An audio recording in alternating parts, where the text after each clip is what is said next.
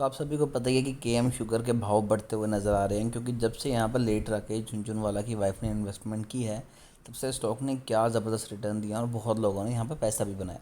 अब आने वाले हैं क्वार्टर 4 के रिजल्ट, तो उसी को लेकर सभी चीज़ें डिस्कस करेंगे कि कैसे होने वाले हैं क्वार्टर 4 के जो फाइनल रिजल्ट है वो, क्योंकि इससे पूरा पिक्चर जो है वो क्लियर हो जाएगी और जो लोग लॉन्ग रन में यहाँ पर इन्वेस्टमेंट करना चाहते हैं उन्हें वो चीज़ें क्लियर हो जाएगी। पिछले 5 दिनों में 7% की तेज़ी, एक मंथ में 34% के रिटर्न है, 6 मंथ की बात की जाए तो 27% के रिटर्न है, पिछले एक साल में 42% के रिटर्न, 5 सालों में स्टॉक ने 6% के रिटर्न दिए हैं। और मैक्स चार्ट देखें, स्टॉक अपने ऑल टाइम हाई के अराउंड ही ट्रेड करता हुआ नज़र आ रहा है, जो कि तकरीबन तकरीबन निकल के आता है 43 के आसपास।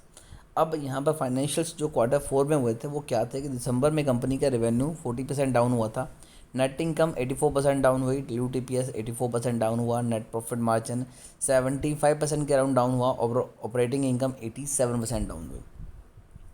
फाइनेंशियल्स की बात नहीं करेंगे, सीधा बात करेंगे क्वार्टर्स की। तो हम पिछले कुछ क्वार्टर पे नज़र डालें तो आप यहाँ पर देख सकते हैं कि ईयर ऑन ईयर बेसिस पे कंपनी का जो सेल्स हैं वो गिरावट में हमें नज़र आई, क्योंकि यहाँ पर दिसंबर 2023 में कंपनी की सेल्स हुई थी 113 करोड़ की, जो कि पिछले साल 188 करोड़ थी। और उसके बाद कंपनी की यहाँ पर लंका लगती हुई नज़र आई, लेकिन एक्सपेंस भी कंपनी ने काफ़ी ज़्यादा कंट्रोल किए। ऑपरेटिंग इनकम कंपनी की लगभग हाफ हुई है ऑपरेटिंग प्रॉफिट। अगर मैं नेट प्रॉफिट की बात करूं तो वो बहुत ज़्यादा ड्रॉप हुआ है। इस साल की बात करें तो वो था 2.69 करोड़, जो कि पिछले साल 17 करोड़ था। और उसके बाद 17 करोड़ के बाद अगले ही क्वार्टर में कंपनी के जो प्रॉफिट है वो ड्रॉप हुए। एक चीज़ मैंने हमेशा नोटिस की है स्टॉक में कि जब भी कंपनी के रिजल्ट आते हैं मार्च के, तो उसमें यहाँ पर हमें गिरावट दिखाई देती है, बट उससे पहले स्टॉक में हमेशा तेज़ी ही बनी रहती है। अगर मैं इन्वेस्टर्स की बात करूं तो यहाँ पर इन्वेस्टर्स ने अपनी होल्डिंग जून 2022 के बाद कम की है, जो कि 64 से अब 56 हो गई है, यानी तकरीबन तकरीबन यहाँ पर 8% का फॉल हमें दिखाई दे रहा है।